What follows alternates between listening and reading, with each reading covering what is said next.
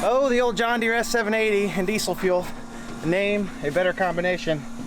This thing almost needed to come with a Thunder Creek fuel trailer.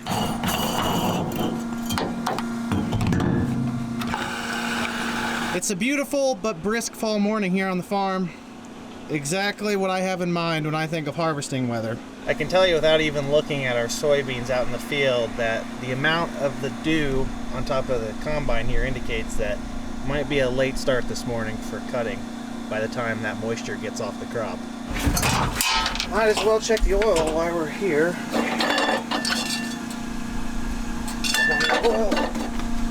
And there is our first manufacturer defect of the year. Missing the nut, so the bolt fell off. Should be full one of these days. There we go.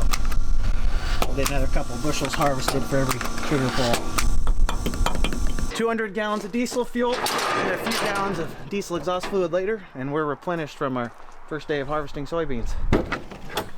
From a fuel efficiency standpoint, we're averaging about 1.5 gallons per acre with this machine. So I'd say it cut 120 to 130 acres yesterday.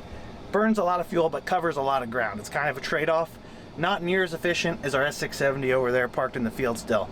This one, probably not going to get 2 good days of harvesting on a tank. S670, you might be able to get 2.5 days. So the second day isn't as questionable in terms of fueling it up.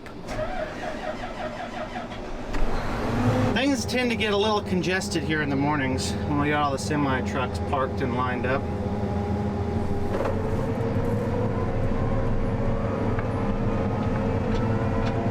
That is the 20 acres, give or take a few acres on the top or bottom of that we have left to cut, that we know is going to cut today. And there's Dad's draper he just left out in the field to go get fuel.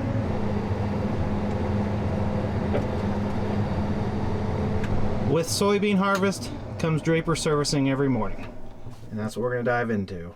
A lot of broken ones? I don't see any. Not one? No. Huh. I guess it's our lucky day. Well, we're going to see what case looks like. I knew it was too good to be true. That's broke, isn't it? Is that the end of it? No, that's the end section.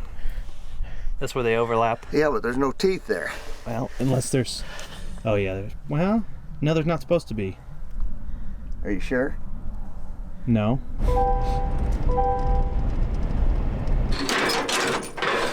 Nothing like soybean dust in your face to start the morning. This combine shouldn't need as much on the machine or on the head, just for the simple fact that it didn't cover as many acres. We'll check. Plenty.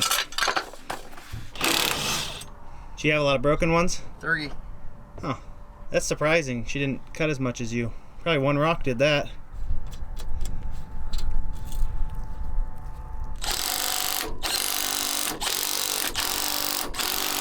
It is somewhat painful for me to have to sit and watch him do all the repairs on the header equipment in the morning, but we only have one set of tools in his truck. Now, I had full intentions of bringing my own truck so I could work on my own projects. That's not what happened. Dad is doing some scouting across the lane at a different variety of soybeans, planted a little bit later than this field was to see if maybe they have a possibility of cutting today. You can see the 200 acres that we cut yesterday. Everything's gone smoothly. Few broken sickle sections.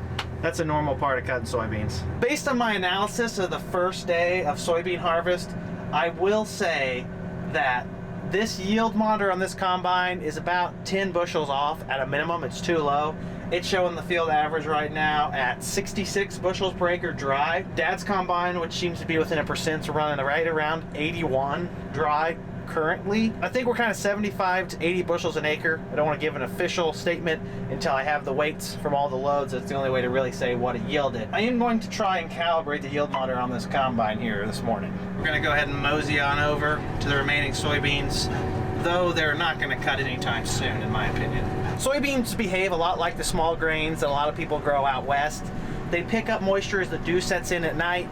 They stay wet throughout the morning, and then as the sun comes out, temperature warms up, and a breeze comes through, that moisture basically evaporates out of the plant, out of the beans, the moisture comes back down to that acceptable level for us to take them to commercial storage or to our own storage, and then we can start cutting again.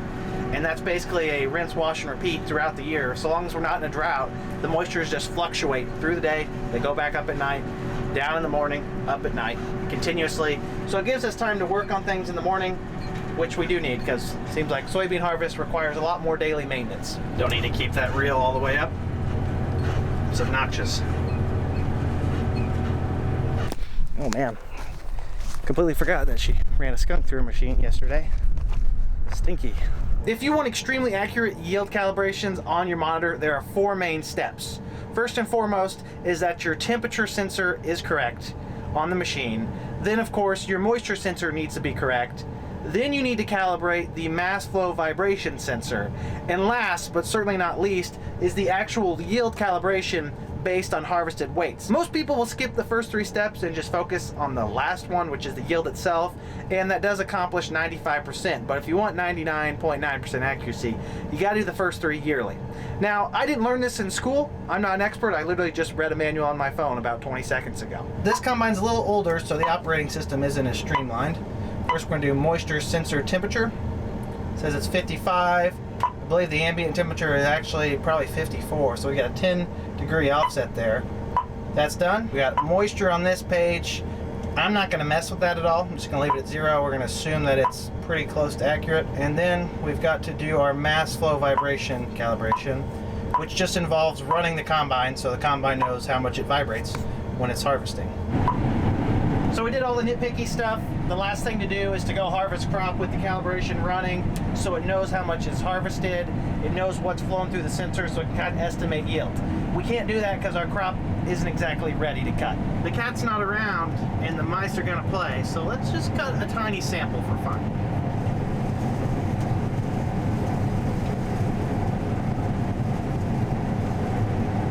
Those are a lot drier than I thought they were gonna be.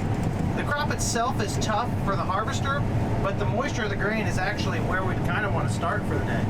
These beans are 13.5. It's always when you're on the phone. Might have to wait just so they'll cut. There's the head.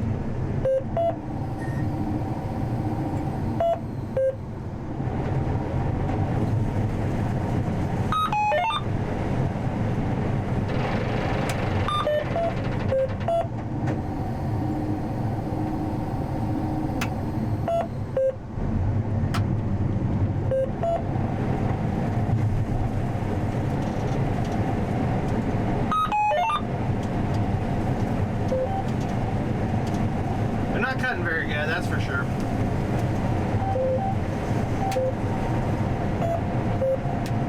Although the moisture is kind of around that 13% we're looking for, the beans are real tough still, dragging up on the drapers across the ground. Stem moisture is an issue for harvestability. I'm gonna trot on over there and get the grain cart. Just give me something to do. There's my ride, and it looks good. Running a combine's fun and all, but I would still pick this tractor over either of our 2 combines any day of the week. Nicest thing I've ever ran, hands down. Let's get this thing fired up and warmed up.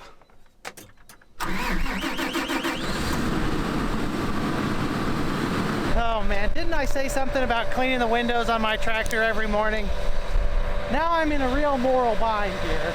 I don't want to clean them. I said I would though. Why'd I have to put my foot in my mouth? I want the record to note that this is for you guys, not for me. So if you haven't liked the video at this point, help a guy out. And if you're not subscribed to the channel, you better hit the subscribe button because we're just getting warmed up with harvest and I don't want you guys to miss out on any of the excitement.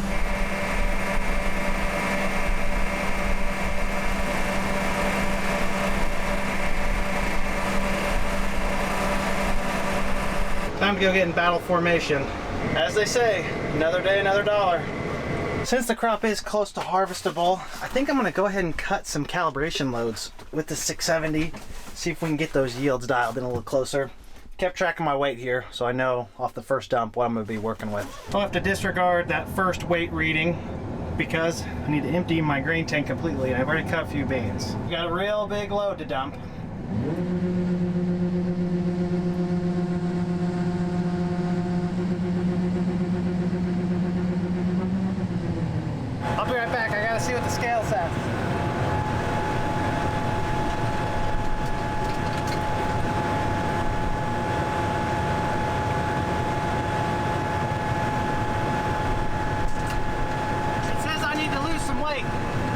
kidding. 45,800 pounds. We're set up to cut a calibration load.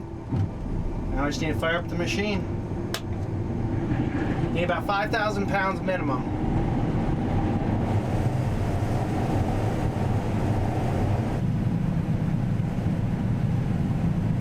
It only took 30 minutes and these beans are already cutting worlds better than they were before. If you're doubting our need to calibrate, these red lines here and this red from previous yesterday evening are what this S670's cut. This chunk through the middle that's a little more neutral, yellowish, greenish, that is what the 780 cut, which seems to be pretty on par for yields. This one's way too low. It's a good sign if there's dust flying at 9:30 in the morning. Complete. In typical calibration fashion, it failed because not enough grain was harvested, which is just not true. I probably just cut 3 acres, 4 acres at least.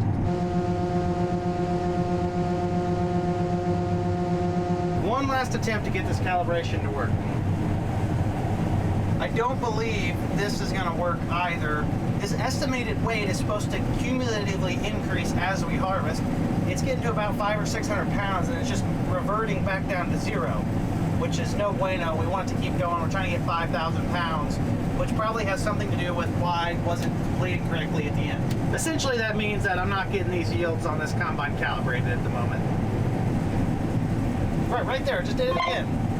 It's not supposed to do that. According to the yield monitor, these beans right now are making 40 to 50, maybe 60 if we're lucky. And I just don't know if I believe that. I'd hope that based on the way these beans look that they're at least 70 bushel an acre. They can be deceiving though. Where's that pesky grain cart driver when you need him? Always off doing something not important. I take that back. You can see they're actually setting up one of the big 13-inch augers to the north 36-foot bin that we're going to store beans in. Probably not for this field. I wouldn't be surprised though if we're not hauling into that bin by the end of the day. With how easygoing these beans already are for this early in the morning, I'm sure that we have some other varieties that are going to cut today, without a doubt.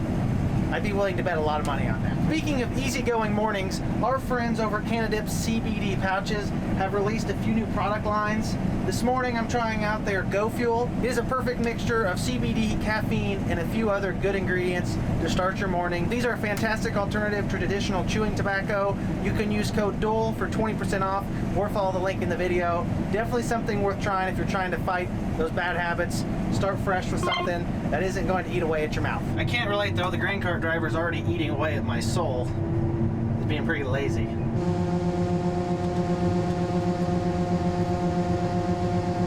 Hopefully I'm not overloading on that side, I can't see.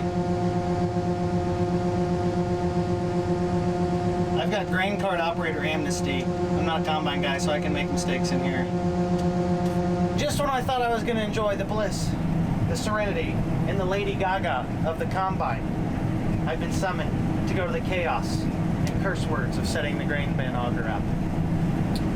Thought I scathed by today, but it's not the case. You really miss the foot pegs when you don't have them. I don't know what to do with my feet. Freedom was fun while it lasted. Ooh, let's go this way.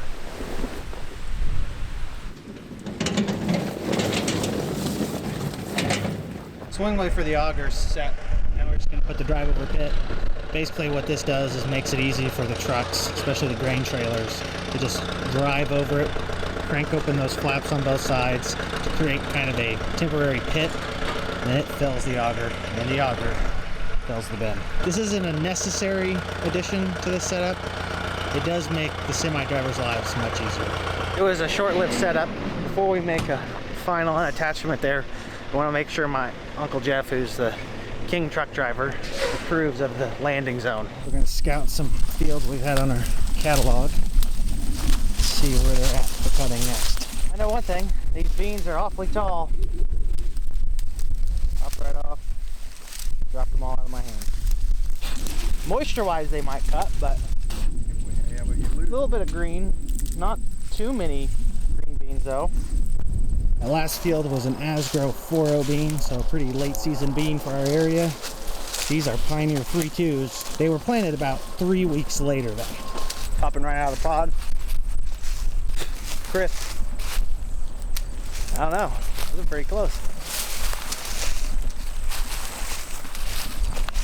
Wow, those are dry. These Asgrow 4.0s that we looked at first are definitely a little bit greener and wetter than those Pioneer 3.2s we looked at, so we're gonna finish up the field we're on and send one of the combines down to the 3.2s to try them. Sorry in advance for the wind. Here's the sit rep. Dad's gonna fire up the 780, cut the last 10 to 15-ish acres of soybeans here. I'm gonna dump the grain cart into the truck here. Katie's gonna show up at some point and dump her combine into the grain cart, unhook her head down there, and then she is going to go fuel up her combine. And our thought is, in the process of her doing that, in the time it takes, Dad and I should be able to get him moved down to Etna where those 3.2s are, get those beans cut, see what they're testing. Got a good feeling though they're gonna cut. Off to the races for day 2. No, there's not really any standard operating procedure for how you park equipment in the field. You can just do whatever you want. Dad was at the road, so I parked the 670 at the road. Everyone for themselves out here. Only problem with unloading tarp side when the truck's higher is you really cannot see what's going on in the truck. This camera from the grain cart looking down at the truck though is actually helping quite a bit. It does need to be angled forward a little ways. Ain't no problem for a professional like me though. I told Kay to go ahead and just cut a little bit. That way we can get this little portion done quicker.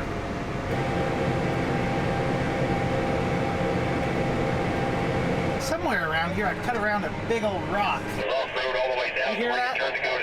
That interference is coming from about 15 to 20 miles to the west. Tony Reed, aka Growing Corn 2020 on TikTok, for those of you who know him. I get a lot of his static interference over here.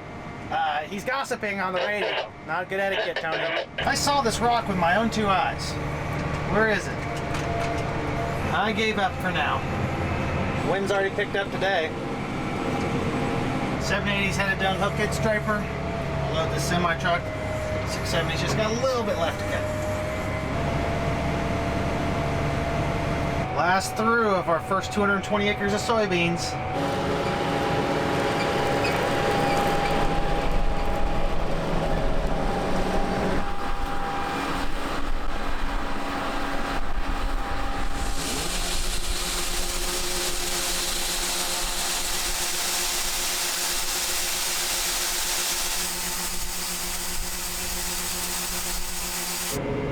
That's it. It's embarrassing, so we don't talk about it too loudly, but the S670 has a dribbling issue.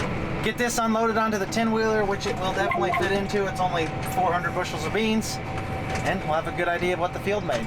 Should be about 75% of a load for this truck. If not that, maybe closer to 2/3. Quick brake jab to jar anything loose. According to my scales, which haven't been officially dialed in, 220 acres out here, we produced 17,353 bushels of soybeans. I believe they all tested dry, so there's not going to be really much dock or shrink on that. That puts us right over 78 bushels per acre. Not incredible, also not terrible. I had extremely high hopes for this field. I thought we'd really given it the world this growing season. We did have 3 to 4% of hail damage across the entire farm, and that SDS snuck in. Those 2 things together really could have limited our top end potential. Every year you go in with hopes of breaking that 100 bushel barrier. We just still haven't been able to get close to it. We're gonna move the big machine down a couple miles to the east to cut a sample. We're hooked up, strapped down, ready to go to the next field. Oh, ladder's in. Very European.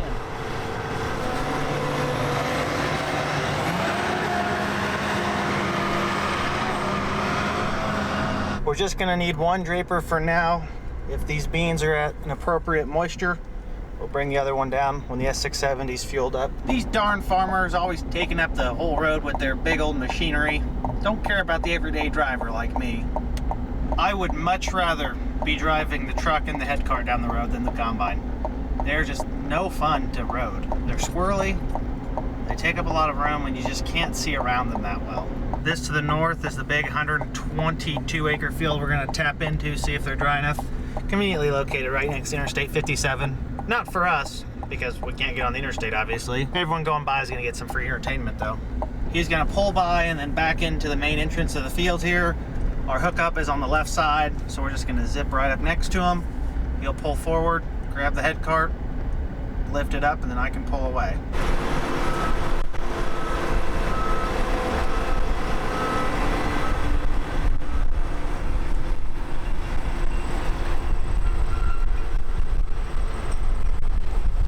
This is the field where we installed that new 24-inch tile main this year.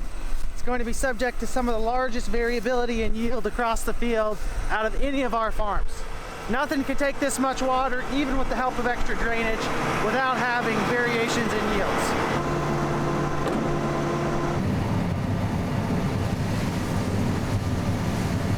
Active yield's got to calibrate 11%. Wow, that's dry. It's very visible in the low areas of the field where the beans are still a little wet, delayed by water damage. The yield's going to come down with them. There'll be a lot of really good spots in this field and a lot of really bad spots.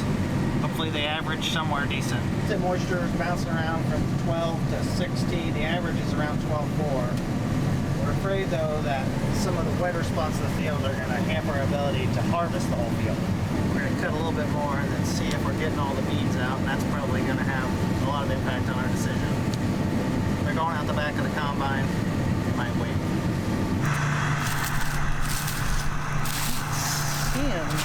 Any beans on the ground there.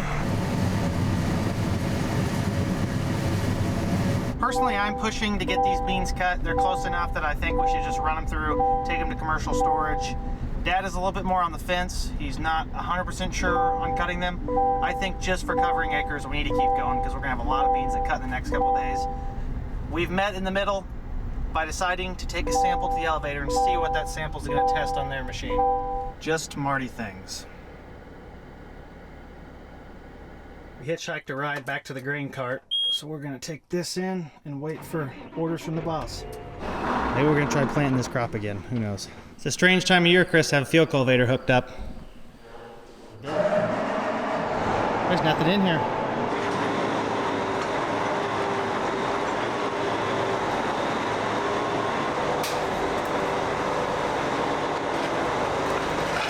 Dad said the beans are 13.5 at the elevator. We're gonna give it about 45 minutes to an hour, cut a load, take it to the elevator, see how they test. If they're okay, then we're probably gonna finish it. Right now we're just moving some tillage implements around. I was just teasing about not knowing what's going on right now. Our field cultivator that was supposed to be in March, then April, then May, then June, and then finally the end of July is finally set up. They're telling us that we either take it now or we don't take it at all. We've got locked in at a pretty good price because there's been inflationary measures, and we decided to go ahead and trade our oldest field cultivator off for it. So we're getting it out of the way so they can come pick it up with their truck when they're ready. We've had this old field cultivator for many years. We weren't really planning on trading it off. We liked how that other one performed, even June. So we're gonna go ahead and do it. That jack's really doing a lot. We're gonna go ahead and get the inline ripper out while we got everything out of the barn. Get old Faithful out of the way. A little different than the 8R370. 10 years of models will do that.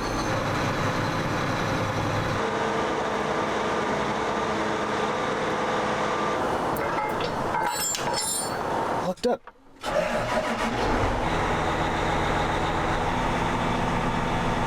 This is the definition of I have no idea what's going on. Marty just pulls in here. Don't know what parking job strategy we've got going on here. We're gonna leave this inline ripper here for now and go sample those beans. I don't know. Your guess is as good as mine, folks. Chris and I have mutually decided that we really have no idea what our orders are. So we're gonna find a nice drink and a nice spot to relax. That's the way harvest season goes. It didn't take long. We got our marching orders.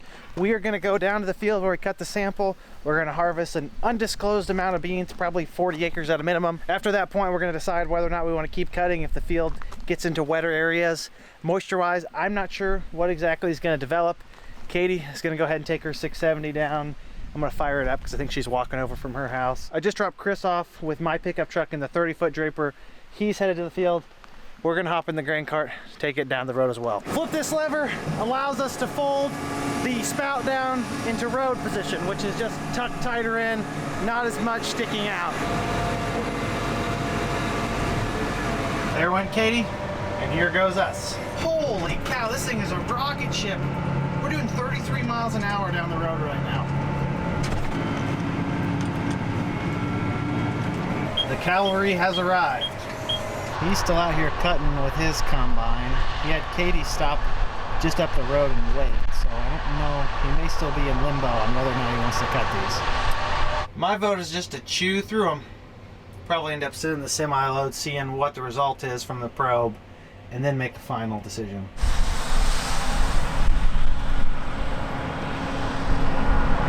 We'll wait and see what the jury says. Yes, we are back in the 9620R. This is what we were doing before we got summoned back to the field. We're gonna go set this inline ripper out on that field of soybeans we just cut. Doesn't feel like much behind this 9620R. We are gonna pin the wings down, keep it fixed.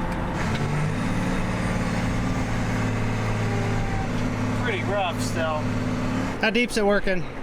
That's 14 inches. You want me to try going slower and seeing if it doesn't explode the ground? Well, do you think that's too deep? No.